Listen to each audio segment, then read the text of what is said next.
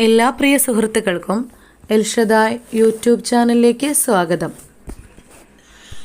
ഇന്ന് നമ്മൾ ക്ലാസ് എടുക്കുന്നത് ഭൂമിയുടെ ഘടനയുമായി സംബന്ധിച്ച ചില പ്രധാനപ്പെട്ട ക്വസ്റ്റ്യനുകളാണ്.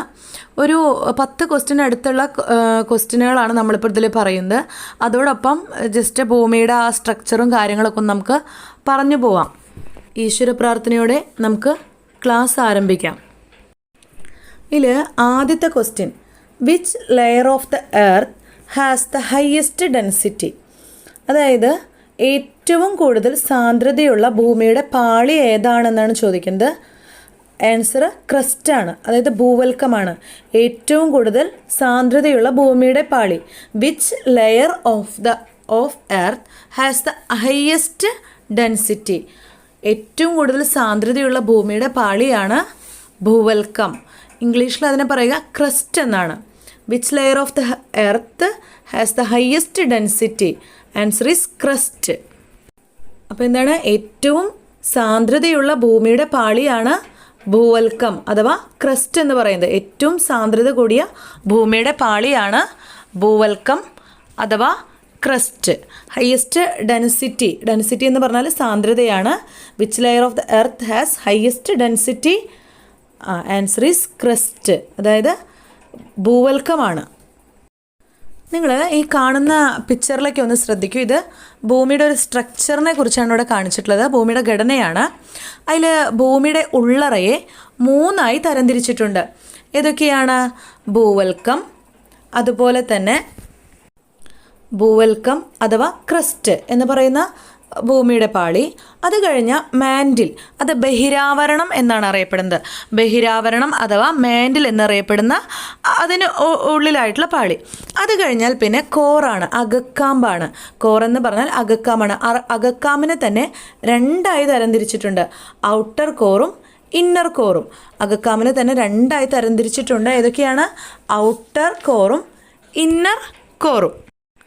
ഔട്ടർ കോർ എന്ന് പറഞ്ഞാൽ പുറക്കാമ്പ്, ഇന്നർ കോർ എന്ന് പറഞ്ഞാൽ അകക്കാമ്പ്. അപ്പോൾ ഈ ഭൂമിയുടെ ഒരു ഘടന, ഒരു സ്ട്രക്ചർ എങ്ങനെയൊക്കെയാണെന്ന് മനസ്സിലായല്ലോ. അതെന്താണ്? ഭൂവൽക്കം ക്രസ്റ്റ്, മാൻഡിൽ അതായത് ബഹിരാവരണം, പിന്നെ കോർ അകക്കാമ്പ്. ഈ കോറിനെ തന്നെ 2ആക്കി തരംതിരിച്ചിട്ടുണ്ട്. ഇന്നർ കോറും ഔട്ടർ കോറും. അതായത് ഇന്നർ കോർ എന്ന് പറഞ്ഞാൽ അകക്കാമ്പാണ്, ഔട്ടർ കോർ എന്ന് പറഞ്ഞാൽ പുറക്കാമ്പാണ്. അപ്പോൾ ഇങ്ങനെയാണ് ഭൂമിയുടെ ഒരു ഘടന. അപ്പോൾ വ്യക്തമായിട്ട് ആ പിക്ചറിൽ നമുക്ക് കാണുവാനായിട്ട് സാധിക്കുന്നുണ്ട്. ഈ ഭാഗവുമായി ബന്ധപ്പെട്ട് കുറച്ച് ഭാഗങ്ങൾ നമുക്കൊന്ന് പറയാം. അതിനുശേഷം ഇതുമായി ബന്ധപ്പെട്ട് വരുന്ന പ്രധാനപ്പെട്ട ക്വസ്റ്റ്യനുകൾ നമുക്ക് ഡിസ്കസ് ചെയ്യാം. വളരെ ശ്രദ്ധയോടെ ഇരിക്കുക. കുറച്ച് ബുദ്ധിമുട്ടെന്ന് പറയുന്നില്ല, എങ്കിലും ഒന്ന് ശ്രദ്ധിച്ചിരുന്നാലാണ് ഇത് പെട്ടെന്ന് നമുക്ക് പഠിച്ചെടുക്കുവാനായിട്ട് പറ്റുകയുള്ളൂ. ഭൗമോപരിതലത്തിൽ നിന്നും ഭൂകേന്ദ്രം വരെയുള്ള ഏകദേശ ദൂരം, അതായത് ഭൗമ ഉപരിതലത്തിൽ നിന്നും ഭൂകേന്ദ്രം വരെയുള്ള ഏകദേശ ദൂരമാണ് പറയുന്നത്. 6378 കിലോമീറ്ററാണ്. അപ്പോൾ എത്ര കിലോമീറ്ററാണ്? 6378 കിലോമീറ്റർ. 6378 കിലോമീറ്ററാണ്. ഭൂമിയുടെ ഏറ്റവും പുറമേയുള്ള പാളിയാണ് ഭൂവൽക്കം. അപ്പോൾ നമ്മൾ ഈ ചിത്രത്തിൽ കാണുന്നുണ്ട്, ഭൂമിയുടെ ഏറ്റവും പുറമേയുള്ള പാളിയാണെന്ത്? ഭൂവൽക്കം അഥവാ ക്രസ്റ്റ് എന്ന് പറയുന്നത്. ഭൂമിയുടെ ഏറ്റവും പുറമേയുള്ള പാളിയാണ് ഭൂവൽക്കം, ഈ ക്രസ്റ്റ് എന്ന് പറയുന്നത്. ശിലകളുടെയും ധാതുക്കളുടെയും കലവറയാണ് ഭൂവൽക്കം. ശിലകളുടെയും ധാതുക്കളുടെയും കലവറയാണ് ഭൂവൽക്കം. പിന്നെ നമ്മൾ പറഞ്ഞിരുന്നു, ഏറ്റവും കൂടുതൽ സാന്ദ്രതയുള്ള ഭൂമിയുടെ പാളി ഭൂവൽക്കമാണ്. ഈ ഭൂവൽക്കത്തിൽ വൻകര ഭാഗങ്ങളുടെ മുകൾ തട്ടിനെ പറയുന്ന പേര് സിയാൽ എന്നാണ്. ഈ ഭൂവൽക്കത്തിലെ വൻകര ഭാഗങ്ങളുടെ മുകൾ തട്ടിനെ പറയുന്നത് സിയാൽ എന്നാണ്. സിയാലിന് തൊട്ടു താഴെയായി കാണപ്പെടുന്ന കടൽത്തറയാണ് സീമ. അപ്പോൾ ഭൂവൽക്കത്തിൽ വൻകര ഭാഗങ്ങളുടെ മുകൾ തട്ടിനെ പറയുന്ന പേരെന്താണ്? സിയാൽ എന്നാണ്. സിയാലിന് തൊട്ടു താഴെയായി കാണപ്പെടുന്ന കടൽത്തറയാണ് എന്ത്? സീമ. അപ്പം നമ്മൾ എന്തൊക്കെ കാര്യങ്ങൾ പറഞ്ഞു? അതായത് ഭൂമിയുടെ ഘടനയ്ക്ക് ഇങ്ങനെ 3ആയി തരംതിരിച്ചത് പറഞ്ഞു. ഭൂവൽക്കം, മാൻഡിൽ, ക്രസ്റ്റ്. അതുപോലെ തന്നെ ഭൗമോപരിതലത്തിൽ നിന്നും ഭൂകേന്ദ്രം വരെയുള്ള ദൂരം എത്രയാണ്? 6378 കിലോമീറ്ററാണ്. ഭൂമിയുടെ ഏറ്റവും പുറമേയുള്ള പാളിയാണ് ഭൂവൽക്കം. ശിലകളുടെയും ധാതുക്കളുടെയും കലവറയാണ് ഭൂവൽക്കം. ഏറ്റവും കൂടുതൽ സാന്ദ്രതയുള്ള, അത് ഹൈ ഡെൻസിറ്റിയുള്ള ഭൂമിയുടെ പാളിയാണ് ഭൂവൽക്കം. അതാണ് നമ്മൾ ആദ്യം പറഞ്ഞ ക്വസ്റ്റ്യൻ. ഇനി ഭൂവൽക്കത്തിൽ വൻകര ഭാഗങ്ങളുടെ മുകൾ തട്ടിനെ പറയുന്ന പേര് സിയാൽ എന്നാണ്. സിയാലിന് തൊട്ടു താഴെയായി കാണപ്പെടുന്ന കടൽത്തറയാണ് എന്ത്? സീമ എന്ന് പറയുന്നത്. ഇനി ഈ സിയാലിൽ പ്രധാനമായി അടങ്ങിയിരിക്കുന്ന ലോഹങ്ങൾ, അത് നമ്മൾ ക്വസ്റ്റ്യനിലും ഇനി വരുന്ന ക്വസ്റ്റ്യനിലും പറയുന്നുണ്ട്, അത് ഇമ്പോർട്ടൻ്റ് ആണ്. സിയാലിൽ പ്രധാനമായി അടങ്ങിയിരിക്കുന്ന ലോഹങ്ങൾ. സിയാൽ എന്ന് കേൾക്കുമ്പോൾ തന്നെ സിയാൽ, അപ്പോൾ സിലിക്കണും അലുമിനിയമാണ്. അപ്പോൾ സിയാലിൽ തന്നെ അതിൻ്റെ ആൻസർ ഉണ്ട്, സിലിക്കൺ, അലുമിനിയം. സിലിക്കൺ, യാൽ എന്നുള്ളിടത്ത് നമുക്ക് അലുമിനിയം. സിയാലിൽ പ്രധാനമായി അടങ്ങിയിരിക്കുന്ന ലോഹങ്ങളാണ് എന്ത്? സിലിക്കണും അലുമിനിയവും. എന്നാൽ സീമയിൽ അടങ്ങിയിരിക്കുന്ന ലോഹങ്ങൾ ഏതൊക്കെയാണ്? Silicon, magnesium. സീമ നമ്മൾ പറഞ്ഞു, സിയാലിന് തൊട്ട് താഴെയായി കാണപ്പെടുന്ന കടൽത്തറയാണ് സീമ. അപ്പോൾ സീമയിൽ അടങ്ങിയിരിക്കുന്ന ലോഹങ്ങളാണ് ഏതൊക്കെ? സിലിക്കൺ, മഗ്നീഷ്യം എന്നിവ. അപ്പോൾ അത്രയും കാര്യങ്ങൾ മനസ്സിലായില്ലേ? ഇനി ഭൂവൽക്കത്തിന് താഴെയുള്ള കനം കൂടിയ മണ്ഡലമാണ് മാൻഡിൽ. നിങ്ങൾ ആ ഭൂമിയുടെ ഘടന കാണുമ്പോൾ തന്നെ നമുക്ക് മനസ്സിലാവുന്നുണ്ട്, ഭൂവൽക്കത്തിന് താഴെയായി കാണപ്പെടുന്ന കനം കൂടിയ മണ്ഡലമാണ് ഏത്? മാൻഡിൽ എന്ന് പറയുന്നത്. ഭൂവൽക്കത്തിന് താഴെയായിട്ടാണ്, അതിൽ നമുക്ക് കാണുവാൻ സാധിക്കുന്നുണ്ട്. മാൻഡിൽ എവിടെയാണ്? ഭൂവൽക്കത്തിന് താഴെയുള്ള കനം കൂടിയ മണ്ഡലമാണ് മാൻഡിൽ. ഭൂവൽക്കവും മാൻഡിലിൻ്റെ മുകളിലത്തെ ഭാഗവും ചേർന്ന് വരുന്ന പ്രദേശത്തിൻ്റെ പേര് ലിത്തോസ്ഫിയർ എന്നാണ്. അതായത് ഈ ഭൂവൽക്കവും മാൻഡിലിൻ്റെ മുകളിലത്തെ ഭാഗവും, ഭൂവൽക്കവും മാൻഡിലിൻ്റെ മുകളിലത്തെ ഭാഗവും ചേർന്ന് വരുന്ന പ്രദേശത്തിൻ്റെ പേരാണെന്ത്? ലിത്തോസ്ഫിയർ. ഇത് 100 കിലോമീറ്ററാണ്. ഭൂവൽക്കവും മാൻഡിലിൻ്റെ മുകളിലത്തെ ഭാഗവും ചേർന്ന് വരുന്ന പ്രദേശത്തിൻ്റെ പേര് ലിത്തോസ്ഫിയർ എന്നാണ്. ഈ ലിത്തോസ്ഫിയർ മറ്റു പല പേരുകളിൽ അറിയപ്പെടുന്നുണ്ട്. അതായത് സ്ഥലമണ്ഡലം, ശിലാമണ്ഡലം എന്നീ പേരുകളിലെല്ലാം അറിയപ്പെടുന്ന എന്താണ്? ലിത്തോസ്ഫിയർ ആണ്. സ്ഥലമണ്ഡലം, ശിലാമണ്ഡലം എന്ന പേരുകളിൽ അറിയപ്പെടുന്ന ലിത്തോസ്ഫിയർ ആണ്. അപ്പോൾ ലിത്തോസ്ഫിയർ എന്താണെന്നാണ് പറഞ്ഞത്? ഭൂവൽക്കവും മാൻഡിലിൻ്റെ മുകളിലത്തെ ഭാഗവും ചേർന്ന് വരുന്ന പ്രദേശത്തിൻ്റെ പേരാണെന്ത്? ലിത്തോസ്ഫിയർ. പാറക്കെട്ട് നിറഞ്ഞ മണ്ഡലം എന്നും അറിയപ്പെടുന്നത് എന്താണ്? ഈ ലിത്തോസ്ഫിയർ ആണ്. പാറക്കെട്ട് നിറഞ്ഞ മണ്ഡലം എന്നറിയപ്പെടുന്നത് ലിത്തോസ്ഫിയർ ആണ്. ലിത്തോസ്ഫിയർ എന്ന് പറഞ്ഞാൽ ഭൂവൽക്കവും മാൻഡിലിൻ്റെ മുകളിലത്തെ ഭാഗവും ചേർന്ന് വരുന്ന പ്രദേശത്തിൻ്റെ പേരാണെന്ത്? ലിത്തോസ്ഫിയർ എന്ന് പറയുന്നത്. അത് കഴിഞ്ഞാൽ ഈ ലിത്തോസ്ഫിയറിന് താഴെയായി അർദ്ധ ദ്രാവകാവസ്ഥയിൽ സ്ഥിതി ചെയ്യുന്ന ഭാഗം അസ്തനോസ്ഫിയർ ആണ്. ലിത്തോസ്ഫിയറിന്, അപ്പോൾ ലിത്തോസ്ഫിയർ എന്താണെന്ന് മനസ്സിലായി. ലിത്തോസ്ഫിയറിന് താഴെയായി അർദ്ധ ദ്രാവകാവസ്ഥയിൽ സ്ഥിതി ചെയ്യുന്ന ഭാഗമാണ് അസ്തനോസ്ഫിയർ. ലിത്തോസ്ഫിയറിന് താഴെയായി അർദ്ധ ദ്രാവകാവസ്ഥയിൽ സ്ഥിതി ചെയ്യുന്ന ഭാഗമെന്ന് ചോദിച്ചു കഴിഞ്ഞാൽ ഏതാണ്? അസ്തനോസ്ഫിയർ. ഇനി ഈ ഭൂവൽക്കത്തിൻ്റെയും മാൻഡിലിൻ്റെയും അതിർവരമ്പ്, ഭൂവൽക്കത്തിന് താഴെയായിട്ടാണ് എന്താ? മാൻഡിൽ. അപ്പോൾ ഈ ഭൂവൽക്കത്തിൻ്റെയും മാൻഡിലിൻ്റെയും അതിർവരമ്പിനെ പറയുന്നതാണ് മൊഹറോവിസിക് വിഛിന്നത. എന്താണ്? മൊഹറോവിസിക് വിഛിന്നത. എന്താണ് പറയുന്നത്? മൊഹറോവിസിക് വിഛിന്നത. അതായത് മൊഹറോവിസിക് ഡിസ്കണ്ടിന്യൂറ്റിയാണ്. മൊഹറോവിസിക് ഡിസ്കണ്ടിന്യൂറ്റിയാണ് ഭൂവൽക്കത്തിൻ്റെയും മാൻഡിലിൻ്റെയും അതിർവരമ്പ് അറിയപ്പെടുന്നത് മൊഹറോവിസിക് വിഛിന്നത അഥവാ മൊഹറോവിസിക് ഡിസ്കണ്ടിന്യൂറ്റി എന്നാണ്. അപ്പോൾ എന്താണ് ഇപ്പോൾ നമ്മൾ പറഞ്ഞത്? അതായത് ഈ ഭൂവൽക്കത്തിൻ്റെയും മാൻഡിലിൻ്റെയും അതിർവരമ്പ് അറിയപ്പെടുന്നത് മൊഹറോവിസിക് വിഛിന്നത എന്നാണ്. അതിൽ ഈ മാൻഡിലിൻ്റെ ഏകദേശം ആഴം അത് 2900 കിലോമീറ്ററാണ്. മാൻഡിലിൻ്റെ ഏകദേശ ആഴം എന്ന് പറയുന്നത് 2900 കിലോമീറ്ററാണ്. മാൻഡിലിൻ്റെ ഏകദേശം ആഴം എന്ന് പറയുന്നത് 2900 കിലോമീറ്ററാണ്. മാൻഡിലിൻ്റെ താഴെയായി കാണപ്പെടുന്ന മണ്ഡലം ഏതാണ്? അകക്കാമ്പാണ്, കോറാണ്. മാൻഡിലിന് താഴെയായി കാണപ്പെടുന്ന മണ്ഡലം ഏതാണ്? അകക്കാമ്പാണ്. നമ്മൾ ഭൂവൽക്കം, മാൻഡിൽ, അകക്കാമ്പ്. അതായത് ക്രസ്റ്റ്, മാൻഡിൽ, പിന്നെ കോർ എന്ന് പറഞ്ഞില്ലേ. അപ്പോൾ മാൻഡിലിന് താഴെയായി കാണപ്പെടുന്ന മണ്ഡലം ഏതാണ്? കോറാണ്, അകക്കാമ്പ്. മാൻഡിലിൻ്റെ സാധാരണ ഊഷ്മാവ് എന്ന് പറയുന്നത് 2200 ഡിഗ്രി സെൽഷ്യസ് ആണ്. മാൻഡിലിൻ്റെ സാധാരണ ഊഷ്മാവ് 2200 ഡിഗ്രി സെൽഷ്യസ് ആണ്. അകക്കാമ്പിൻ്റെ ഏകദേശ കനം എന്ന് പറയുന്നത് 3400 കിലോമീറ്റർ ആണ്. അടുത്തത്, മാൻഡിലിൻ്റെ മുകൾ ഭാഗം ഖരാവസ്ഥയിലും അന്തർഭാഗം ദ്രാവകാവസ്ഥയിലുമാണ്. മാൻഡിലിനെ കുറിച്ച് നമ്മൾ പറഞ്ഞു. അപ്പോൾ മാൻഡിലിൻ്റെ ഈ മുകൾ ഭാഗം എങ്ങനെയാണ് വരുന്നത്? ഖരാവസ്ഥയിലാണ്. എന്നാൽ അന്തർഭാഗം ദ്രാവകാവസ്ഥയിലാണ്. അതിനിടയ്ക്ക് ഇവിടെ ഒരു കാര്യം പറയാനായിട്ട് വിട്ടുപോയിട്ടുണ്ട്, അതൊന്നും ഞാൻ പറയാം.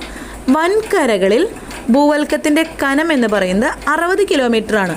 വൻകരകളിൽ ഭൂവൽക്കത്തിൻ്റെ കനം 60 കിലോമീറ്ററും കടൽ തറകളിൽ ഭൂവൽക്കത്തിൻ്റെ കനം, അതായത് കടൽ തറകളിൽ ക്രസ്റ്റിൻ്റെ കനം എന്ന് പറയുന്നത് 20 കിലോമീറ്റർ ആണ്. വൻകരകളിൽ ഭൂവൽക്കത്തിൻ്റെ കനം 60 കിലോമീറ്റർ ആണ്. 60 കിലോമീറ്റർ. കടൽ തറകളിൽ ഭൂവൽക്കത്തിൻ്റെ കനം 20 കിലോമീറ്റർ ആണ്. വൻകരകളിൽ ഭൂവൽക്കത്തിൻ്റെ കനം 60 കിലോമീറ്ററും കടൽ തറകളിൽ ഭൂവൽക്കത്തിൻ്റെ കനം 20 കിലോമീറ്റർ ആണ്. ഭൂമിയുടെ അകക്കാമ്പിനെ രണ്ടായി തരംതിരിച്ചിട്ടുണ്ട്. ഭൂമിയുടെ അകക്കാമ്പിനെ രണ്ടായി തരംതിരിച്ചിരിക്കും. നമ്മൾ പറഞ്ഞതാണ് ബാഹ്യ അകക്കാമ്പും അന്തരകക്കാമ്പെന്നും, ഔട്ടർ കോറും ഇന്നർ കോറും. ദ്രാവകാവസ്ഥയിൽ കാണപ്പെടുന്ന അകക്കാമ്പ് ബാഹ്യ അകക്കാമ്പാണ്. ഇതിലെ 2 അകക്കാമ്പുള്ളിൽ ബാഹ്യ അകക്കാമ്പ് എങ്ങനെയാണ്? ദ്രാവകാവസ്ഥയിലാണ്. എന്നാൽ അന്തരകക്കാമ്പ് ഖരാവസ്ഥയിലാണ് കാണപ്പെടുന്നത്. അപ്പോൾ അകക്കാമ്പിൻ്റെ കാര്യമാണ്, കോറിൻ്റെ കാര്യമാണ് പറഞ്ഞത്. ഔട്ടർ കോറ് ദ്രാവകാവസ്ഥയിലും ഇന്നർ കോറ് ഖരാവസ്ഥയിലുമാണ് കാണപ്പെടുന്നത്. ഇനി ഇമ്പോർട്ടൻ്റ് ആണ്, അകക്കാമ്പ് നിർമ്മിച്ചിരിക്കുന്നത് നിക്കലും ഇരുമ്പും കൊണ്ടാണ്. അകക്കാമ്പ് നിർമ്മിച്ചിരിക്കുന്നത് നിക്കലും ഇരുമ്പും കൊണ്ടാണ്. അകക്കാമ്പ് നിർമ്മിച്ചിരിക്കുന്നത്, ഓർത്ത് വയ്ക്കുക, നിക്കലും അയേണുമാണ്. അകക്കാമ്പ് നിർമ്മിച്ചിരിക്കുന്നത് നിക്കലും അയേണുമാണ്. വളരെ ഇമ്പോർട്ടൻ്റ് ആണ് അകക്കാമ്പ്. ഈ കോർ നിർമ്മിച്ചിരിക്കുന്നത് എന്തുകൊണ്ടാണ്? നിക്കലും അയേണും കൊണ്ടാണ്. വൻകരയേക്കാൾ സാന്ദ്രത കൂടുതൽ കടൽത്തറയ്ക്കാണ്. അതൊരു ഫാക്റ്റ് പറഞ്ഞെന്നുള്ളൂ. വൻകരയേക്കാൾ സാന്ദ്രത കൂടുതൽ കടൽത്തറയ്ക്കാണ്.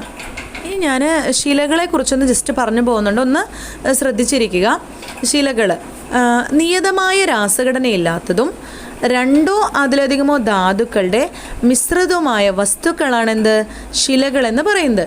ഈ ശിലകൾ 3 വിധമാണ്. അത് ആഗ്നേയശിലകൾ, അവസാദ ശിലകൾ, കായാന്ത്രിത ശിലകൾ, അതായത് igneous rocks, sedimentary rocks, metamorphic rocks. അപ്പോൾ ഏതൊക്കെയാണ്? Igneous rocks, sedimentary rocks, metamorphic rocks. ആഗ്നേയശിലകൾ, അവസാദ ശിലകൾ, കായാന്ത്രിത ശിലകൾ. ആഗ്നേയശിലകൾ എന്ന് പറഞ്ഞാൽ ഇഗ്നിയസ് റോക്സ് ആണ്. അവസാദ ശിലകൾ എന്ന് പറഞ്ഞാൽ സെഡിമെൻ്ററി റോക്സ് ആണ്. കായാന്ത്രിക ശിലകൾ എന്ന് പറഞ്ഞാൽ മെറ്റാമോർഫിക് റോക്സ് ആണ്. ഇതിൽ ഈ ആഗ്നേയശിലകളെ കുറിച്ചൊന്ന് പറയാം. അതായത് ശിലകളുടെ മാതാവ്, പ്രാഥമിക ശില, പിതൃശില, അടിസ്ഥാന ശില എന്നിങ്ങനെ അറിയപ്പെടുന്നത് ആഗ്നേയശിലകളാണ്. അതായത് പ്രൈമറി റോക്സ് എന്നൊക്കെ അറിയപ്പെടുന്നത് ഏതാണ്? ആഗ്നേയ ശിലകളാണ്. ശിലകളുടെ മാതാവ്, പ്രാഥമിക ശില, പിതൃശില, അടിസ്ഥാന ശില എന്നിങ്ങനെ അറിയപ്പെടുന്നത് ആഗ്നേയ ശിലകളാണ്. അഗ്നിപർവ്വതജന്യ ശിലകൾ എന്നും അറിയപ്പെടുന്നത് ഏതാണ്? ഈ വോൾക്കാനിക് റോക്സ് എന്നറിയപ്പെടുന്നത് ആഗ്നേയ ശിലകളെ തന്നെയാണ്. പിന്നെ ഇതിൻ്റെ പ്രത്യേകത എന്ന് പറഞ്ഞാൽ ഇവിടെ ഫോസിലുകൾ ഇല്ലാത്ത ശിലകളാണ്. ഫോസിലുകൾ ഇല്ലാത്ത ശിലകളാണ് എന്ത്? ആഗ്നേയ ശിലകൾ. ഫോസിലുകൾ ഇല്ലാത്ത ശിലയാണ് ആഗ്നേയ ശിലകൾ. ലോഹ അയിരുകളുടെ മുഖ്യ ഉറവിടവുമാണെന്ത്? ഈ ആഗ്നേയ ശിലകൾ എന്ന് പറയുന്നത് ലോഹ അയിരുകളുടെ മുഖ്യ ഉറവിടം കൂടിയാണ്. മാഗ്മ തണുത്തുറഞ്ഞുണ്ടാകുന്ന ശിലകളാണ് ആഗ്നേയ ശിലകൾ. മാഗ്മ തണുത്തുറഞ്ഞുണ്ടാകുന്ന ശിലകളാണ് ആഗ്നേയ ശിലകൾ. ഭൂവൽക്കത്തിൻ്റെ ഏകദേശം 2/3 ഭാഗവും ആഗ്നേയ ശിലകളാണ്. ഈ ആഗ്നേയ ശിലകൾ തന്നെ 2 വിധമുണ്ട്. അത് ബാഹ്യജാത ശിലകളും അന്തർവേദ ശിലകളുമാണ്. എക്സ്റ്റേണൽ സ്പൈസസ് റോക്സും ഇൻ്റർ ഡിസിപ്ലിനറി റോക്സുമാണ്. അതായത് ബാഹ്യജാത ശിലകളും അന്തർവേദ ശിലകളും. ഭൂമിയുടെ ഉപരിതലത്തിന് മുകളിലായി ലാവ തണുത്തുറഞ്ഞുണ്ടാകുന്ന ശിലകളാണ് എന്ത്? ബാഹ്യജാത ശിലകൾ. അപ്പോൾ നമ്മൾ പറഞ്ഞു ആഗ്നേയശിലകൾ 2 വിധമുണ്ടെന്ന് പറഞ്ഞു, ബാഹ്യജാത ശിലകളും അന്തർവേദ ശിലകളും. ഭൂമിയുടെ ഉപരിതലത്തിന് മുകളിലായി ലാവ തണുത്തുറഞ്ഞുണ്ടാകുന്ന ശിലകളാണ് എന്ത്? ബാഹ്യജാത ശിലകൾ. അപ്പോൾ ബാഹ്യജാത ശിലകൾക്ക് ഒരു ഉദാഹരണം ചോദിച്ചു കഴിഞ്ഞാൽ ബസാൾട്ടാണ്. ബാഹ്യജാത ശിലകൾക്ക് ഉദാഹരണം ചോദിച്ചു കഴിഞ്ഞാൽ ബസാൾട്ടാണ്. ഈ ബസാൾട്ട് എന്ന് പറഞ്ഞാൽ പരൽ രൂപമില്ലാത്ത ശിലകളാണ്. പരൽ രൂപമില്ലാത്ത ശിലകളാണ് എന്ത്? ബസാൾട്ട്. ഇന്ത്യയിൽ ഈ ബസാൾട്ട് കാണപ്പെടുന്ന മേഖലകൾ എന്ന് പറഞ്ഞാൽ ഡെക്കാൻ ട്രാപ്പ് മേഖല, ജാർഖണ്ഡിലെ രാജ്മഹൽ കുന്നുകൾ. ഇപ്പോൾ എവിടെയൊക്കെയാണ് ബസാൾട്ട് കാണപ്പെടുന്നത്? ഡെക്കാൻ ട്രാപ്പ് മേഖല, അതുപോലെ തന്നെ ജാർഖണ്ഡിലെ രാജ്മഹൽ കുന്നുകൾ എന്നിവിടങ്ങളിലൊക്കെയാണ് ബസാൾട്ട് കാണപ്പെടുന്നത്. ഈ ബസാൾട്ടിൻ്റെ അപക്ഷയം മൂലമുണ്ടാകുന്ന മണ്ണാണ് കറുത്ത പരുത്തിമണ്ണ് അഥവാ റിഗർ മണ്ണ്. കറുത്ത മണ്ണ്, പരുത്തിമണ്ണ്, റിഗർ മണ്ണ് എന്നൊക്കെ അറിയപ്പെടുന്ന കറുത്ത മണ്ണാണ് ബസാൾട്ടിൻ്റെ അപക്ഷയം മൂലം ഉണ്ടാകുന്ന മണ്ണാണ്. അപ്പോൾ ബസാൾട്ട് ബാഹ്യജാത ശിലകൾക്ക് ഉദാഹരണമാണ് എന്ത്? ബസാൾട്ട്. അപ്പോൾ ഈ ബസാൾട്ടിൻ്റെ അപക്ഷയം സംഭവിച്ചുണ്ടാകുന്ന മണ്ണാണ് എന്ത്? റിഗർ മണ്ണ്. പിന്നെ ഈ ആഗ്നേയശിലകൾക്ക് ഉദാഹരണങ്ങളാണ് പറയുന്നത് ബസാൾട്ട്, ഗ്രാനൈറ്റ്, ഡോളറൈറ്റ്, ബത്തോലിറ്റ്സ്, ലാക്കോലിറ്റ്സ്, സിൽസ്, ഡേക്സ് എന്നിവ ആഗ്നേയശിലകൾക്ക് ഉദാഹരണമാണ്. ഏതൊക്കെയാണ്? ബസാൾട്ട്, ഗ്രാനൈറ്റ്, ഡോളറൈറ്റ്, ബത്തോലിത്തിസ്, ലാക്കോലിത്തിസ്, സിൽസ്, ഡേക്സ് എന്നിവ ആഗ്നേയശിലകൾക്ക് ഉദാഹരണമാണ്. ഭൂമിയുടെ ഉപരിതലത്തിന് അടിയിലായി മാഗ്മ തണുത്തുറഞ്ഞുണ്ടാകുന്ന ശിലകളാണ് അന്തർവേദ ശിലകൾ. ആഗ്നേയശിലകളെ 2ആയി തരംതിരിച്ചതായി പറഞ്ഞു, ബാഹ്യജാത ശിലകളെന്നും അന്തർവേദ ശിലകളെന്നും. ബാഹ്യജാത ശിലകൾ എന്താണ്? ഭൂമിയുടെ ഉപരിതലത്തിന് മുകളിലായി ലാവ തണുത്തുറഞ്ഞുണ്ടാകുന്നതാണ് ബാഹ്യജാത ശിലകൾ. എന്നാൽ അന്തർവേദ ശിലകൾ എന്ന് പറഞ്ഞാൽ ഭൂമിയുടെ ഉപരിതലത്തിന് അടിയിലായി മാഗ്മ തണുത്തുറഞ്ഞുണ്ടാകുന്ന ശിലകളാണ് അന്തർവേദ ശിലകൾ. അന്തർവേദ ശിലകളുടെ മറ്റൊരു പേരാണ് പ്ലൂട്ടോണിക് ശിലകൾ അഥവാ പാതാള ശിലകൾ. പ്ലൂട്ടോണിക് റോക്സ് ആണ് അന്തർവേദ ശിലകളുടെ മറ്റൊരു പേരാണെന്ത്? Plutonic rocks. ഓർത്ത് വയ്ക്കുക, അന്തർവേദ ശിലകളുടെ മറ്റൊരു പേരാണ് പ്ലൂട്ടോണിക് റോക്സ് എന്നത്. ഇനി പറയുന്നത് അവസാദ ശിലകൾ അഥവാ സെഡിമെൻ്ററി റോക്സിനെ കുറിച്ചാണ്. പ്രകൃതി ശക്തികളായ കാറ്റ്, ഒഴുക്കുവെള്ളം, ഹിമാനികൾ, വേലിയേറ്റ വേലിയിറക്കങ്ങൾ. അപ്പോൾ ഏതൊക്കെയാണ് പ്രകൃതി ശക്തികൾ? കാറ്റ്, ഒഴുക്കുവെള്ളം, ഹിമാനികൾ, വേലിയേറ്റ വേലിയിറക്കങ്ങൾ, തിരമാലകൾ എന്നിവയുടെ പ്രവർത്തന ഫലമായി അവസാദങ്ങൾ അടിഞ്ഞുകൂടി ഉണ്ടാകുന്ന ശിലകളാണ് എന്ത്? അവസാദ ശിലകൾ. അതായത് ഈ സെഡിമെൻ്ററി റോക്സ് എന്ന് പറയുന്നത്. ഈ ശകലീയ അവസാദ ശിലകൾക്ക് ഉദാഹരണമാണ് മണൽക്കല്ല്, എക്കൽക്കല്ല് എന്നിവയെല്ലാം. അതായത് ഈ ശകലീയ അവസാദ ശിലകൾക്ക് ഉദാഹരണമാണ് മണൽക്കല്ല്, എക്കൽക്കല്ല്, അലൂവിയൽ സ്റ്റോണും അതുപോലെ തന്നെ സാൻഡ് സ്റ്റോണൊക്കെ എന്തിന് ഉദാഹരണമാണ്? ശകലീയ അവസാദ ശിലകൾക്ക് ഉദാഹരണമാണ്. ഭാരവും കാഠിന്യവും കുറവായ ശിലയാണെന്ത്? അവസാദ ശില എന്ന് പറയുന്നത്. പാളികളായി കാണപ്പെടുന്ന ശിലയാണെന്ത്? അവസാദ ശില. അപ്പോൾ ഇതിന് ഭാരവും കാഠിന്യമൊക്കെ കുറവാണ്, അതുപോലെ തന്നെ പാളികളായിട്ട് ലെയേഴ്സായിട്ട് കാണപ്പെടുന്ന ശിലയാണെന്ത്? അവസാദ ശിലകൾ. ജലകൃത ശിലകൾ, സ്ഥിരത ശിലകൾ എന്നീ പേരുകളിൽ അറിയപ്പെടുന്ന ശിലകൾ കൂടിയാണ് അവസാദ ശിലകൾ.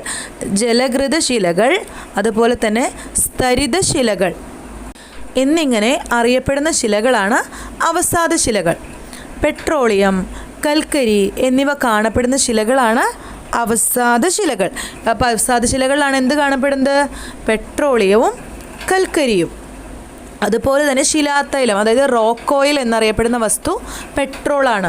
ശിലാതൈലം, റോക്ക് ഓയിൽ എന്നറിയപ്പെടുന്ന വസ്തു എന്താണ്? പെട്രോളാണ്. പെട്രോളിയം, കൽക്കരിയൊക്കെ എന്നിവ കാണപ്പെടുന്ന ശില ഏതാണ്?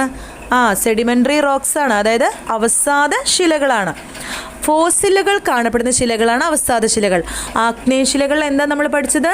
അവിടെ ഫോസിലുകൾ കാണുന്നില്ല, എന്നാൽ ഫോസിലുകൾ കാണപ്പെടുന്ന ശിലകളാണെന്ത്? അവസാദ ശിലകൾ. ഫോസിലുകൾ ഇല്ലാത്ത ശില ഏതാണ്? ആഗ്നേയശിലകൾ അഥവാ ഇഗ്നിയസ് റോക്സ് ആണ്.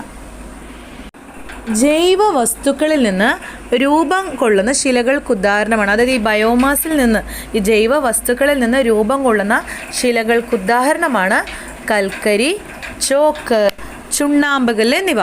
കൽക്കരി, ചോക്ക്, ലൈംസ്റ്റോൺ. ചുണ്ണാമ്പുകല്ല് എന്ന് പറഞ്ഞാൽ ലൈംസ്റ്റോൺ. അതുപോലെ തന്നെ കൽക്കരി, ചോക്കൊക്കെ എന്തിൽ നിന്നുണ്ടാവുന്നതാണ്? ജൈവ വസ്തുക്കളിൽ നിന്ന് രൂപം കൊള്ളുന്ന ശിലകൾക്ക് ഉദാഹരണമാണ്. രാസപ്രക്രിയ മൂലം രൂപം കൊള്ളുന്ന ശിലകൾക്ക് ഉദാഹരണം ജിപ്സം, കല്ലുപ്പ്. രാസപ്രക്രിയ മൂലം രൂപം കൊള്ളുന്ന ശിലകൾക്ക് ഉദാഹരണമാണ് ജിപ്സം, കല്ലുപ്പ് എന്നിവ. കാറ്റിൻ്റെ നിക്ഷേപ പ്രക്രിയ മൂലമുണ്ടാകുന്ന സമതലങ്ങൾക്ക് ഉദാഹരണമാണ് ലോയ്സ്. കാറ്റിൻ്റെ നിക്ഷേപ പ്രക്രിയ മൂലമുണ്ടാകുന്ന സമതലങ്ങൾക്ക് ഉദാഹരണമാണ് ലോയ്സ്. ഈ ലോയ്സ് സമതലങ്ങൾ കാണപ്പെടുന്നത് ചൈനയിലാണ്. കാറ്റിൻ്റെ നിക്ഷേപ പ്രക്രിയ മൂലമുണ്ടാകുന്ന സമതലങ്ങൾക്ക് ഉദാഹരണമാണ് എന്ത്? ഈ ലോയ്സ്. ഈ ലോയ്സ് സമതലങ്ങൾ കാണപ്പെടുന്നത് ചൈനയിലാണ്. ഇനി നമ്മൾ പറയുന്നത് കായാന്തരിത ശിലകളെ കുറിച്ചാണ്. അതായത് മെറ്റാമോർഫിക് റോക്സ് ആണ്. മെറ്റാമോർഫിക് റോക്സ് എന്ന് പറഞ്ഞാൽ കായാന്തരിത ശിലകളാണ്. ഉയർന്ന മർദ്ദത്തിലും ഊഷ്മാവിലും ആഗ്നേയ ശിലകളുടെയോ അവസാദ ശിലകളുടെയോ അടിസ്ഥാന രൂപത്തിലും സ്വഭാവത്തിലും രാസപരമായി മാറ്റമുണ്ടായി രൂപം കൊള്ളുന്ന ശിലകളാണ് കായാന്തരിത ശിലകൾ അഥവാ മെറ്റാമോർഫിക് റോക്സ്. എന്താണ് ഇവിടെ സംഭവിക്കുന്നത്? ഉയർന്ന മർദ്ദത്തിലും ഊഷ്മാവിലും. അപ്പം വളരെയധികം ഭൂമിയുടെ അന്തർഭാഗത്തു നിന്നൊക്കെ മർദ്ദം വരുന്നത് കൊണ്ടും അതുപോലെ തന്നെ വളരെയധികമുള്ള ഊഷ്മാവ് കൊണ്ടും ആഗ്നേയ ശിലകളുടെയോ അവസാദ ശിലകളുടെയോ അടിസ്ഥാന രൂപത്തിലും സ്വഭാവത്തിലും രാസപരമായി മാറ്റമുണ്ടായി രൂപം കൊള്ളുന്ന ശിലകളാണ് എന്ത്? കായാന്തരിത ശിലകൾ എന്ന് പറയുന്നത്. കേരളത്തിൽ ഏറ്റവും കൂടുതൽ കാണപ്പെടുന്ന ശിലകളാണ് കായാന്തരിത ശിലകൾ. നമ്മുടെ കേരളത്തിൽ ഏറ്റവും കൂടുതൽ കാണപ്പെടുന്ന ശില ഏതാണ്? മെറ്റാമോർഫിക് റോക്സ് ആണ്, കായാന്തരിത ശിലകളാണ്. ഇതെന്തിനൊക്കെ ഈ ആഗ്നേയശിലയ്ക്കും അവസാദ ശിലയ്ക്കും അതിൻ്റെ ഉയർന്ന മർദ്ദത്താലോ ഊഷ്മാവത്താലോ അതിൻ്റെ അടിസ്ഥാന രൂപത്തിലും സ്വഭാവത്തിലും രാസപരമായി മാറ്റമുണ്ടായി രൂപം കൊള്ളുന്ന ശിലകളാണ് എന്ത്? കായാന്തരിത ശിലകൾ. അതായത് ആഗ്നേയശിലയ്ക്കും അവസാദ ശിലയും രൂപമാറ്റം സംഭവിച്ചാണ് എന്തുണ്ടാകുന്നത്? മെറ്റാമോർഫിക് റോക്സ് അഥവാ കായാന്തരിത ശിലകൾ. കേരളത്തിൽ ഏറ്റവും കൂടുതൽ കാണപ്പെടുന്ന ശിലകളാണ് എന്ത്? കായാന്തരിത ശിലകൾ. ഈ കായാന്തരിത ശിലകൾക്ക് ഉദാഹരണം പറഞ്ഞാൽ gneiss, schist, marble, slate, quartzite, shale എന്നിവയാണ്. അതുപോലെ തന്നെ രത്നങ്ങൾ, വജ്രം, മരതകം തുടങ്ങിയ വിലപിടിപ്പുള്ള കല്ലുകൾ കായാന്തരിത ശിലകൾക്ക് ഉദാഹരണമാണ്. അപ്പോൾ ഈ രത്നം, വജ്രം, മരതകമൊക്കെ എന്തിനാണ്? കായാന്തരിത ശിലകൾക്ക് ഉദാഹരണങ്ങളാണ്. അപ്പോൾ നമ്മൾ ഇത്രയും കാര്യങ്ങളെന്ന് പറഞ്ഞത്. അപ്പോൾ ജസ്റ്റ് ഞാനൊന്ന് ഇതിനോടൊപ്പം ഇങ്ങനെ ജസ്റ്റ് ഇതിനോടൊപ്പം ഒന്ന് വിശദീകരിച്ചു എന്നേ ഉള്ളൂ. നമുക്ക് ഈ പാഠം 9ാം ക്ലാസ്സിലാണെന്ന് തോന്നുന്നു വരുന്നുണ്ട് CRT സിലബസിൽ. നമുക്കതിനെക്കുറിച്ച് കൂടുതലായിട്ട് ചർച്ച ചെയ്യാം. 8ലോ 9ലോ ആ പാഠം വരുന്നുണ്ട്. അങ്ങനെ അതിനെ സംബന്ധിച്ചൊരു ക്ലാസ് എടുക്കണമെന്ന് വെച്ചിട്ടുണ്ട്. ഇപ്പോൾ നമ്മൾ അതിനേക്കാൾ കൂടുതൽ പോയിൻറ്റ്സ് ഇതിൽ ഉൾക്കൊള്ളിച്ചിട്ടുണ്ട്. ആ ഒരു പാഠഭാഗവുമായി ബന്ധപ്പെട്ട് വരാവുന്ന മാക്സിമം ക്വസ്റ്റ്യനുകൾ ഇതിലുണ്ട്. ഇനി നമുക്ക് ഇത്രയും പഠിച്ച ഭാഗത്തിൽ നിന്ന് ചോദിക്കാനുള്ള ഒരു പ്രധാനപ്പെട്ട ക്വസ്റ്റ്യനുകളൊന്ന് നോക്കാം. Metals contained in the Seema. അതായത് ഈ സീമയിൽ അടങ്ങിയിരിക്കുന്ന ലോഹങ്ങൾ ഏതാണെന്നാണ്. നമുക്ക് സീമ എന്ന് കേൾക്കുമ്പോൾ തന്നെ എന്തറിയണം? S silicon, magnesium. Metals contained in the sima, silicon and magnesium. സിയാലിന് തൊട്ട് താഴെയായി കാണപ്പെടുന്ന കടൽത്തറയാണ് എന്ത്? സീമ. സിയാലിന് തൊട്ട് താഴെയായി കാണപ്പെടുന്ന കടൽത്തറയാണ് സീമ. അപ്പോൾ സീമയിൽ അടങ്ങിയിരിക്കുന്ന ലോഹങ്ങളാണ് എന്തൊക്കെ? സിലിക്കണും മഗ്നീഷ്യവും. അടുത്ത question, which metals are the major constituents of sial? സിയാലിൽ നമ്മൾ പറഞ്ഞിരിക്കുന്ന ലോഹങ്ങൾ ഏതൊക്കെയാണ്? സിലിക്കണും അലുമിനിയവും. സിയാൽ എന്ന് കേൾക്കുമ്പോൾ തന്നെ നമുക്കത് മനസ്സിലാവും, സിലിക്കൺ ആൻഡ് അലുമിനിയം. അപ്പോൾ ഭൂവൽക്കത്തിൽ വൻകരകളുടെ മുകൾ തട്ടിനെ പറയുന്ന പേരാണ് എന്ത്? സിയാൽ. അതായത് ഈ ക്രസ്റ്റിലെ വൻകര ഭാഗങ്ങളുടെ മുകൾ തട്ടിനെ പറയുന്ന പേരാണ് സിയാൽ എന്ന് പറയുന്നത്. ഭൂവൽക്കത്തിൽ വൻകര ഭാഗങ്ങളുടെ മുകൾ തട്ടിനെ പറയുന്ന പേരാണ് സിയാൽ. സിയാൽ അടങ്ങിയിരിക്കുന്ന ലോഹങ്ങൾ ഏതൊക്കെയാണ്? സിലിക്കണും അലുമിനിയവുമാണ്. അടുത്ത ക്വസ്റ്റ്യൻ, ഇതിനെക്കുറിച്ച് നമ്മൾ പറഞ്ഞിട്ടില്ല. Non as the force inside the earth that changes the crust. Known as the force inside the earth that changes the crust. അതായത് ഭൂവൽക്കത്തിന് മാറ്റം വരുത്തുന്ന ഭൗമാന്തർഭാഗത്തു നിന്നുള്ള ശക്തികൾ എന്താണ് അറിയപ്പെടുന്നതെന്നാണ്. അതായത് ഭൂവൽക്കത്തിന് ക്രസ്റ്റിന് മാറ്റം വരുത്തുന്ന ഭൗമോന്തർഭാഗത്തുള്ള ഭൂമിയുടെ അന്തർഭാഗത്തുള്ള ശക്തികൾ അറിയപ്പെടുന്നതാണ് എൻഡോജനിക് ഫോഴ്സ്. അപ്പോൾ എന്താണ് ഇത്? ഭൂവൽക്കത്തിന് മാറ്റം വരുത്തുന്ന ഭൗമോന്തർഭാഗത്തുള്ള ശക്തികളാണ് എന്ത്? Endogenic force. ഇത് പ്രധാനമായിട്ട് പഠിക്കാനുള്ളത് ഈ ഭൗമചലനങ്ങൾ എന്ന് പറഞ്ഞൊരു ടോപ്പിക്സ് ഉണ്ട്, ആ ഭാഗത്ത് പഠിക്കാനുള്ളതാണ്. എന്നാലും ഇവിടെ ഒന്ന് പറഞ്ഞു എന്നുള്ളൂ. അതായത് ഭൂവൽക്കത്തിന് മാറ്റം വരുത്തുന്ന ഭൗമോന്തർഭാഗത്തുള്ള ശക്തികളാണ് എന്ത്? എൻഡോജനിക് ഫോഴ്സസ്, അതായത് അന്തർജന്യ ശക്തികൾ. ഭൂവൽക്കത്തിന് മാറ്റം വരുന്ന ഭൗമോന്തർഭാഗത്തു നിന്നുള്ള ശക്തി കൊണ്ട് ഭൂവൽക്കത്തിൽ മാറ്റങ്ങൾ സംഭവിക്കുന്നുണ്ട്. ആ ശക്തികളാണ് എന്ത്? Endogenic forces. എന്നാൽ ഭൂഭാഗത്തിന് മാറ്റം വരുന്ന ഭൗമ ഉപരിതലത്തിലെ ശക്തികൾ ചോദിച്ചു കഴിഞ്ഞാൽ അത് എക്സോജനിക് ഫോഴ്സസ് ആണ്, അതായത് ബാഹ്യജന്യ ശക്തികളാണ്. അപ്പോൾ ഈ അന്തർജന്യ ശക്തികൾക്ക് ഉദാഹരണം ഏതൊക്കെയാണ്? ഭൂകമ്പം, അഗ്നിപർവ്വത സ്ഫോടനം എന്നിവയാണ് ഈ അന്തർജന്യ ശക്തികൾ എന്ന് പറയുന്നത്. എന്നാൽ ബാഹ്യജന്യ പ്രക്രിയകൾ, അതായത് എക്സോജനിക് ഫോഴ്സ് എന്ന് പറഞ്ഞാൽ അപക്ഷയവും അപരദനം, നിക്ഷേപണം എന്നിവയാണ് ബാഹ്യജന്യ പ്രക്രിയകൾ. അപ്പോൾ എൻഡോജനിക് ഫോഴ്സ്, അന്തർജന്യ ശക്തികൾ എന്ന് പറഞ്ഞാൽ ഏതൊക്കെയാണ്? ഭൂകമ്പം, അഗ്നിപർവ്വത സ്ഫോടനം എന്നിവയാണ്. എന്നാൽ ഭൂഭാഗത്തിന് മാറ്റം വരുന്ന ഭൗമ ഉപരിതലത്തിലെ ശക്തികളാണ് ബാഹ്യശക്തികൾ അഥവാ എക്സോജനിക് ഫോഴ്സ് എന്ന് പറയുന്നത്. അതിനുദാഹരണം ഏതൊക്കെയാണ്? അപക്ഷയം, അപരദനം, നിക്ഷേപണം എന്നിവയാണ്. Known for it study of fossils, അതായത് ഇവിടെ ഫോസിലുകളെ കുറിച്ചുള്ള പഠനം അറിയപ്പെടുന്നത് എന്താണെന്നാണ്. ഫോസിലുകളെ കുറിച്ചുള്ള പഠനം അറിയപ്പെടുന്നത് പാലിയൻറ്റോളജി എന്നാണ്. ഫോസിലുകളെ കുറിച്ചുള്ള പഠനം അറിയപ്പെടുന്നത് പാലിയൻറ്റോളജി എന്നാണ്. എന്നാൽ ഈ മണ്ണിൻ്റെ ഘടന ഞാൻ ജസ്റ്റ് ഒന്ന് പറയുന്നതെന്നുള്ളൂ, ഒന്ന് ശ്രദ്ധിച്ചിരിക്കുക. ഇതിനോടൊപ്പം ചില ഭാഗങ്ങൾ കൂടെ നമുക്കൊന്ന് കവർ ചെയ്ത് പോകാം. മണ്ണിൻ്റെ ഘടന, ഉത്ഭവം, വിതരണം, പ്രവർത്തനം എന്നിവയെക്കുറിച്ചുള്ള പഠനം പെഡോളജിയാണ്. മണ്ണിൻ്റെ ഘടനയും ഉത്ഭവവും വിതരണം, പ്രവർത്തനം എന്നിവയെക്കുറിച്ചുള്ള പഠനം എന്താണ്? പെഡോളജിയാണ്. എന്നാൽ പാറകളുടെ ഉത്ഭവം, ഘടന എന്നിവയെക്കുറിച്ചുള്ള പഠനം പെട്രോളജിയാണ്. പാറകളുടെ ഉത്ഭവം, ഘടന എന്നിവയെക്കുറിച്ചുള്ള പഠനം എന്താണ്? പെട്രോളജിയാണ്. നദികളെക്കുറിച്ച് പഠിക്കുന്ന ശാസ്ത്രശാഖയാണ് പോട്ടമോളജി. നദികളെക്കുറിച്ച് പഠിക്കുന്ന ശാസ്ത്രശാഖയാണ് പോട്ടമോളജി. അപ്പോൾ ഇതിനോടൊപ്പം നമ്മളിപ്പോൾ ഈ ഫോസിലുകളെക്കുറിച്ചുള്ള പഠനം പാലിയൻറ്റോളജി എന്ന് പറഞ്ഞതിനോട് കൂടെ ജസ്റ്റ് ഒന്ന് പറഞ്ഞെന്നുള്ളൂ, ഓർമ്മയിൽ വെക്കുക. അതുപോലെ തന്നെ ഭൂപ്രകൃതിയെക്കുറിച്ചുള്ള പഠനം ഫിസിയോഗ്രഫിയാണ്. ഭൂപ്രകൃതിയെക്കുറിച്ചുള്ള പഠനം ഫിസിയോഗ്രഫി. നമുക്ക് അടുത്ത ക്വസ്റ്റ്യൻ നോക്കാം. What is known about the study of earthquakes and the phenomena associated with them, അതായത് ഭൂകമ്പങ്ങളെയും അതിനോട് അനുബന്ധിച്ച് വരുന്ന പ്രതിഭാസങ്ങളെയും കുറിച്ചുള്ള പഠനം. What is known about the study of earthquakes and the phenomena associated with them? അതിൻ്റെ ആൻസർ സീസ്മോളജിയാണ്. അതായത് ഭൂകമ്പങ്ങളെയും അതിനോടനുബന്ധിച്ച് വരുന്ന പ്രതിഭാസങ്ങളെയും കുറിച്ചുള്ള പഠനമാണ് സീസ്മോളജി.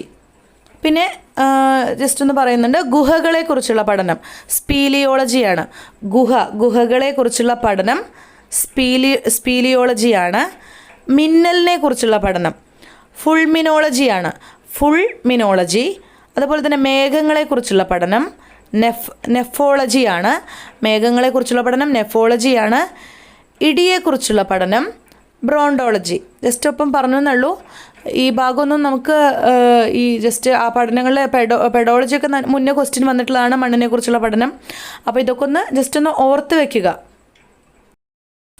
അടുത്ത question, which of this also known as volcanic rock? നമ്മൾ പറഞ്ഞതാണ് അഗ്നിപർവ്വതജന്യ ശിലകൾ എന്നറിയപ്പെടുന്നത്. വോൾക്കാനിക് റോക്ക് എന്ന് പറഞ്ഞാൽ അഗ്നിപർവ്വതജന്യ ശിലകളാണ് എന്നറിയപ്പെടുന്നത്. ഏത് ശിലകളാണ്?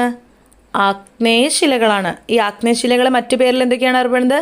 ശിലകളുടെ മാതാവ്, പ്രാഥമിക ശില, പിതൃശില, അടിസ്ഥാന ശില എന്നൊക്കെ അറിയപ്പെടുന്നുണ്ട്. എന്ത്? ആഗ്നേയശിലകൾ. അതുപോലെ തന്നെ ആഗ്നേയശിലകൾ അറിയപ്പെടുന്ന മറ്റൊരു പേരാണ് അഗ്നിപർവ്വതജന്യ ശിലകൾ. പിന്നെ ഈ ശിലകളുടെ പ്രത്യേകത എന്താണ്? ഫോസിലുകൾ ഇല്ലാത്ത ശിലയാണ്. അതുപോലെ തന്നെ ലോഹ അയിരുകളുടെ മുഖ്യ ഉറവിടം കൂടിയാണ് എന്ത്? ആഗ്നേയ ശിലകൾ അഥവാ ഇഗ്നിയസ് റോക്സ് എന്ന് പറയുന്നത്. അടുത്ത question, which rocks do not have fossils. നമ്മൾ പറഞ്ഞതാണ് ഇപ്പോൾ തന്നെ. ഏത് ശിലകളാണ് ഫോസിലുകളില്ലാത്ത ശിലകൾ എന്നറിയപ്പെടുന്നത്? Which rocks do not have fossils. ഫോസിലുകളില്ലാത്ത ശിലകൾ ഏതാണ്? ഇഗ്നിയസ് റോക്സ് ആണ്, അതായത് ആഗ്നേയ ശിലകളാണ്. ഫോസിലുകളില്ലാത്ത ശിലകൾ എന്നറിയപ്പെടുന്നത് ആഗ്നേയ ശിലകളാണ്. എന്നാൽ ഫോസിലുകളുള്ള ശിലകൾ എന്നറിയപ്പെടുന്നത് ഏതാണ്? സെഡിമെൻ്ററി റോക്സ് ആണ്, അതായത് അവസാദ ശിലകളാണ്. ഫോസിലുകൾ കാണപ്പെടുന്ന ശിലകളാണ് ഏത്? അവസാദ ശിലകൾ അഥവാ സെഡിമെൻ്ററി റോക്സ്. അടുത്ത question, the most abundant element on the earth surface. അതായത് ഭൗമോപരിതലത്തിൽ ഏറ്റവും കൂടുതലുള്ള മൂലകമാണ് ചോദിക്കുന്നത്. ഓക്സിജനാണ്. ഭൗമോപരിതലത്തിലാണ് പറയുന്നത്. ഭൗമോപരിതലത്തിൽ ഏറ്റവും കൂടുതലുള്ള മൂലകമാണ് oxygen. The most abundant element on the earth surface. ഓക്സിജനാണ്. ഭൗമ ഉപരിതലത്തിൽ ഏറ്റവും കൂടുതലുള്ള മൂലകം ഓക്സിജനാണ്. ഭൗമോപരിതലത്തിലെ ഏറ്റവും കൂടുതലുള്ള രണ്ടാമത്തെ മൂലകം ചോദിച്ചു കഴിഞ്ഞാൽ സിലിക്കനാണ്. ഭൗമോപരിതലത്തിലെ ഏറ്റവും കൂടുതലുള്ള മൂലകമാണ് ഓക്സിജൻ. എന്നാൽ ഭൗമോപരിതലത്തിലെ ഏറ്റവും കൂടുതലുള്ള രണ്ടാമത്തെ മൂലകം ചോദിച്ചു കഴിഞ്ഞാൽ സിലിക്കനാണ്. അടുത്ത question, the most abundant metal on the earth surface. ഇത് ഭൗമോപരിതലത്തിൽ ഏറ്റവും കൂടുതൽ കാണപ്പെടുന്ന ലോഹമാണ് ചോദിച്ചത്. ഏതാണ്? മെറ്റലാണ്, ലോഹമാണ് ചോദിച്ചിട്ടുള്ളത്. ഏതാണ്? അലുമിനിയം ആണ്. The most abundant metal on the earth surface ചോദിച്ചു കഴിഞ്ഞാൽ അലുമിനിയം ആണ്. എന്നാൽ ഭൂമിയുടെ പിണ്ഡത്തിൽ ഏറ്റവും കൂടുതൽ സംഭാവന ചെയ്യുന്ന ലോഹം, അതായത് ഭൂമിയുടെ മാസിൽ പിണ്ഡം എന്ന് പറഞ്ഞ മാസാണ്. ഭൂമിയുടെ പിണ്ഡത്തിൽ ഏറ്റവും കൂടുതൽ സംഭാവന ചെയ്യുന്ന ലോഹം ഇരുമ്പാണ്. ഭൂമിയുടെ ഉപരിതലത്തിൽ ഏറ്റവും കൂടുതൽ കാണപ്പെടുന്ന ലോഹം ഏതാണ്? അലുമിനിയാണ്. എന്നാൽ ഭൂമിയുടെ പിണ്ഡത്തിൽ ഏറ്റവും കൂടുതൽ സംഭാവന ചെയ്യുന്ന ലോഹം ഇരുമ്പാണ്. അടുത്തത്, most visible rocks in Kerala. കേരളത്തിൽ കൂടുതലായി കാണപ്പെടുന്ന ശില ഏതാണ്? കായാന്തരിത ശിലകളാണ്, അതായത് മെറ്റാമോർഫിക് റോക്സ് ആണ്.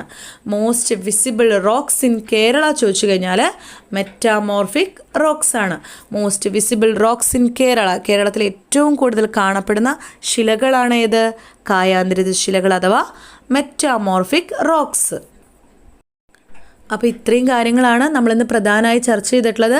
ഭൂമിയുടെ സ്ട്രക്ചറിനെ കുറിച്ച് നമ്മൾ പറഞ്ഞിട്ടുണ്ട്. അതുപോലെ തന്നെ ശിലകളെക്കുറിച്ചൊന്നും നമ്മളൊന്ന് പറഞ്ഞിട്ടുണ്ട്. അത് ഞാൻ ക്ലാസ്സായിട്ട് ആ ഒരു പാഠഭാഗത്തുനിന്ന് വിശദീകരിച്ചുകൊണ്ട് വേറൊരു ക്ലാസ് വീഡിയോ ചെയ്യാം. എന്നാൽ തന്നെ ഇതിലും കൂടുതൽ പോയിൻറ്റ്സുകൾ നമ്മൾ ഉൾക്കൊള്ളിച്ചിട്ടുണ്ട്. കേട്ടറ്റിനും അതുപോലെ തന്നെ HSA അതുപോലെ തന്നെ PSC ഒക്കെ പ്രിപ്പയർ ചെയ്യുന്ന കുട്ടികൾക്ക് ഈ ക്ലാസ് വളരെ ഉപകാരപ്രദമായിരിക്കുമെന്ന് വിശ്വസിക്കുന്നു. തീർച്ചയായും ക്ലാസ്സിനെ കുറിച്ചുള്ള നിങ്ങളുടെ കമൻറ്റുകൾ രേഖപ്പെടുത്തുക. അതുപോലെ തന്നെ നിങ്ങൾക്ക് ക്ലാസ് ഇഷ്ടപ്പെട്ടാൽ തീർച്ചയായും ലൈക്ക് ചെയ്യുക. അതുപോലെ തന്നെ ചാനൽ ഇതുവരെ സബ്സ്ക്രൈബ് ചെയ്തിട്ടില്ലെങ്കിൽ തീർച്ചയായും സബ്സ്ക്രൈബ് ചെയ്യുക. അതുപോലെ നിങ്ങളുടെ കൂട്ടുകാർക്കൊക്കെ ഒന്ന് ഈ ചാനലൊന്ന് വീഡിയോസ് ഒന്ന് ഷെയർ ചെയ്ത് കൊടുക്കുക. അപ്പോൾ എല്ലാ പ്രിയ സുഹൃത്തുക്കൾക്കും ശുഭഭാവി നേരുന്നു. എല്ലാവരെയും ഈശ്വരൻ അനുഗ്രഹിക്കട്ടെ എന്ന് ആശംസിക്കുന്നു. Thank you.